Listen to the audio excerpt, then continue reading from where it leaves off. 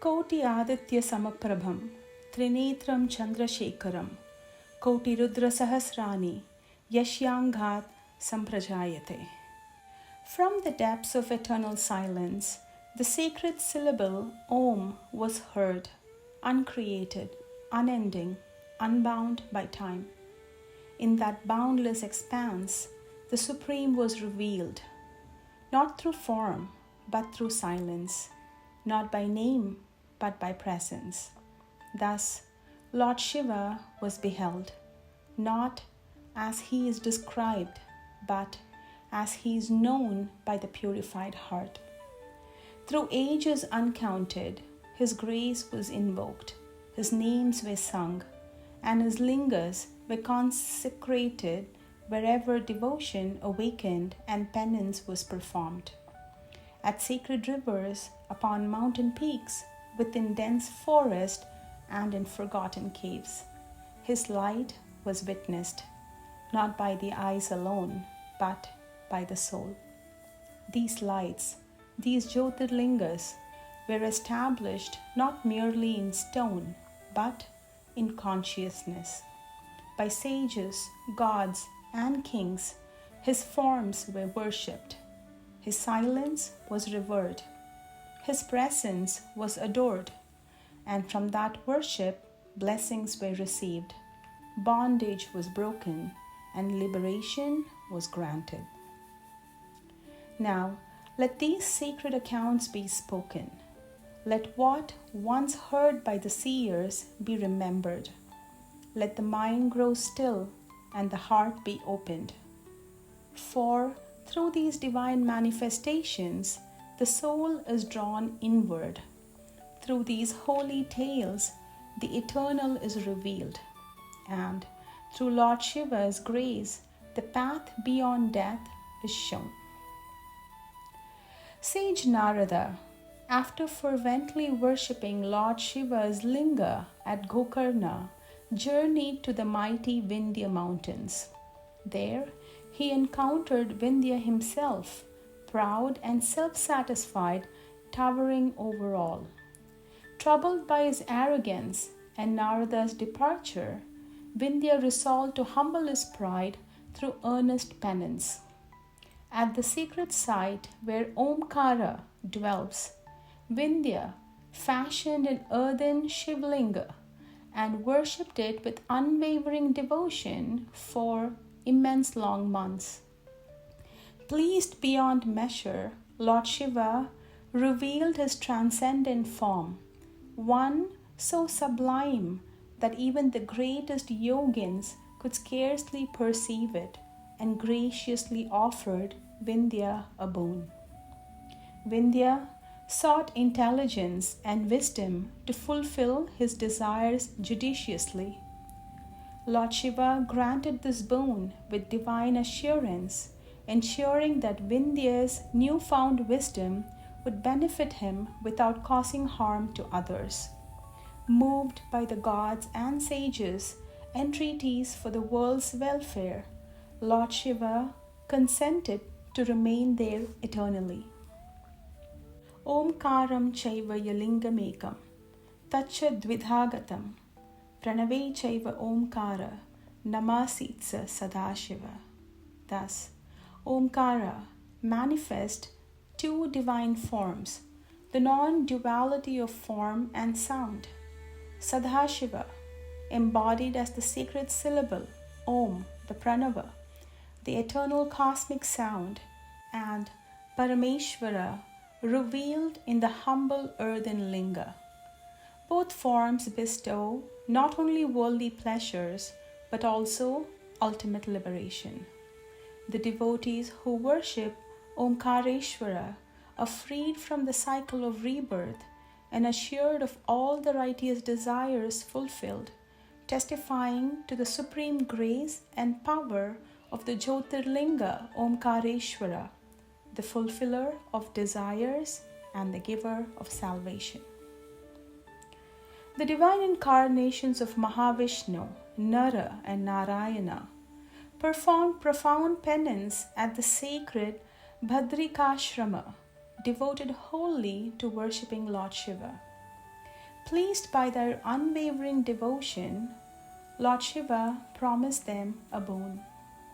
They humbly requested that he remain there in his own form to receive the devotion of all who come. Honoring their wish, Lord Shiva took residence as the Jyotirliṅga Kedāreśvara atop the lofty peaks of Himavat, the Himalayas.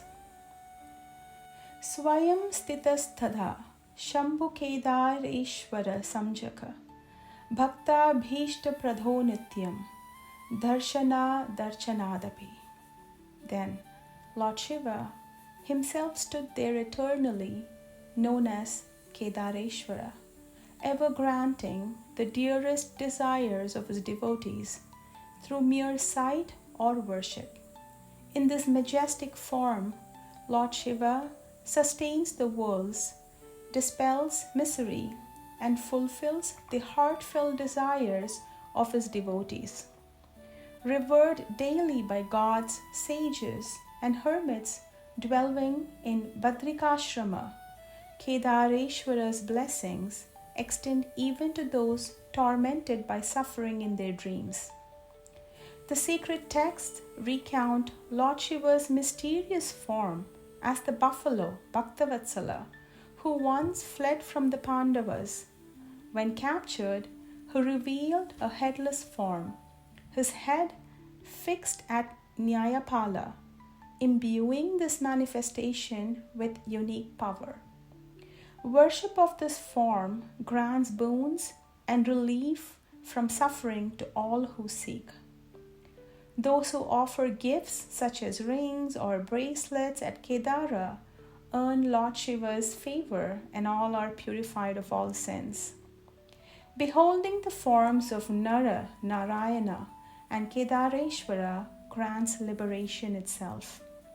Even those who die en route to Kedara are freed from rebirth, and drinking the sacred waters there assures release from the endless cycle of birth and death. Though the Lord of the entire universe, Kedāreśvara, is especially the sovereign of Bharata, the bestower of all desires. To hear the secret story is to witness all sins vanish without doubt, sealed by Lord Shiva's boundless grace. The glory of the Jyotirliṅga Bhīmeśvara shines through the fierce battle or tale of Bhīmasura, a mighty demon born of Karkati and Kumbhakarna. Grieving his father's death at the hands of Lord Rama, Bhīmasura, consumed by rage and pride, undertook severe penance to Brahma for 1,000 years, gaining unparalleled strength and power.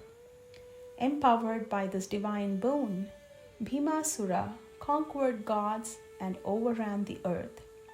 He seized the kingdom of King Sudakshina of Kamarupa, a devoted worshipper of Lord Shiva, disrupting sacred rites and demanding offerings for himself, spreading suffering amongst gods, sages, and people alike. Desperate, the gods and sages turned to Lord Shiva's earthen linga by the Kāśī river. Pleased by their devotion, Lord Shiva vowed to destroy Bhīmasura and assured that the king's fate and the people's faith would triumph. When Bhīmasura threatened the meditating king and the sacred linga, Lord Shiva manifested as Bhīmeśvara. In a cosmic clash that shook heaven and earth, Bhīmasura's mighty weapons shattered against the divine form. Sage Narada implored Lord Shiva to end the devastation. With a mighty utterance, hum, Lord Shiva incinerated Bhīmasura and his forces instantly. From the scattered ashes sprang healing herbs that cleansed the land of evil and restored balance. Bhīma Shankara Namatvam Bhavita Sarvasadakha Etat Lingam Sada Pujyam Sarva Padvinivarakam. The gods and sages, in gratitude and awe, beseeched Lord Śiva to remain as Bhīma Shankara, the protector and granter of desires. Compassionate and resolute, Lord Śiva accepted, dwelling forever as the guardian who shields devotees and averts calamity. Viśveśvara, the destroyer of the greatest sins, manifests as the eternal blissful Lord Śiva, the divine union of Lord Śiva and Ma Parvati, the consciousness and bliss. From this sacred union arose creation itself, guided by the Supreme Atman who commands Prakriti and Purusha through cosmic penance.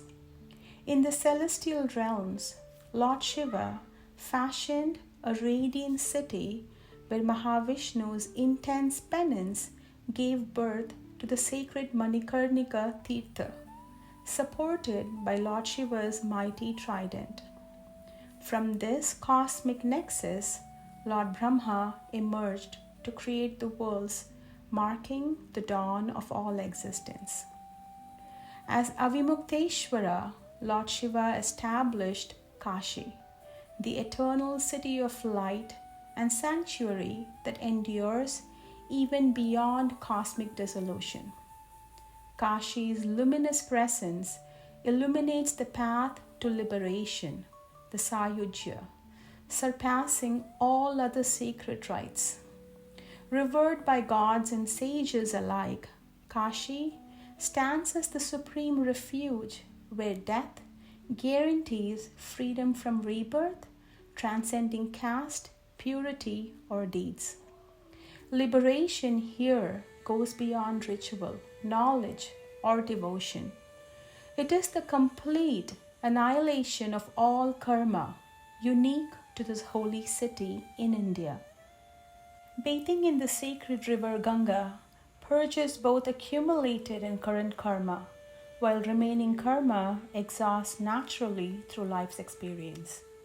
Even sins committed thereafter are ultimately reduced to ashes by Kāśī's boundless grace.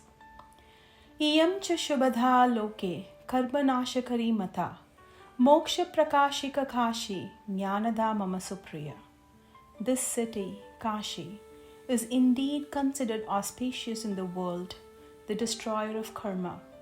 Unlike any other sacred place, Kāśī and Lord Viśveśvara alone offer final, irrevocable liberation and eternal bliss.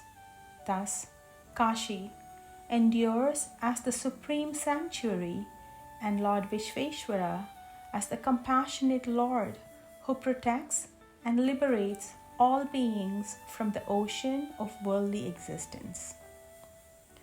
A great sage named Gautama, married to the virtuous Ahalya, endured a severe 100-year drought upon Brahmagiri mountain. Devoted to Lord Śiva and yearning for relief, he undertook intense penance to the Lord of Waters, Varuna. Moved by his devotion, Varuna granted him a perennial source of sacred water, held in a ditch named after Gautama.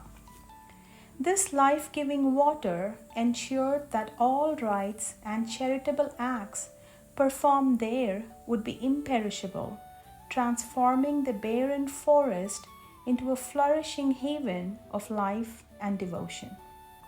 Yet, Gautama faced envy and hostility from other sages and their wives, who, after a mysterious incident involving a cow that destroyed the crops, falsely accused him and his wife Ahalya, demanding their exile from the hermitage. Undeterred, Gautama continued his steadfast devotion, performing rigorous penances and purification rites to atone and restore favor.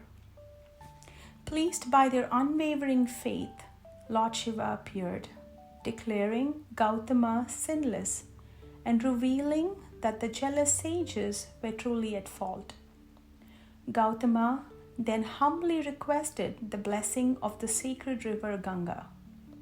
Lord Shiva granted this boon, and Ma Ganga manifested as the goddess Gautami, vowing to remain on earth until the end of Kali Yuga to cleanse sins and bless humanity. Lord Shiva and Ma Gautami dwelt together at the sacred site where the powerful Jyotirliṅga Tryambakeśvara was established, renowned for destroying great sins and granting liberation. Whenever the planet Jupiter enters Leo, sacred rivers, lakes, gods, and holy places gather at Gautami's banks to renew spiritual sanctity.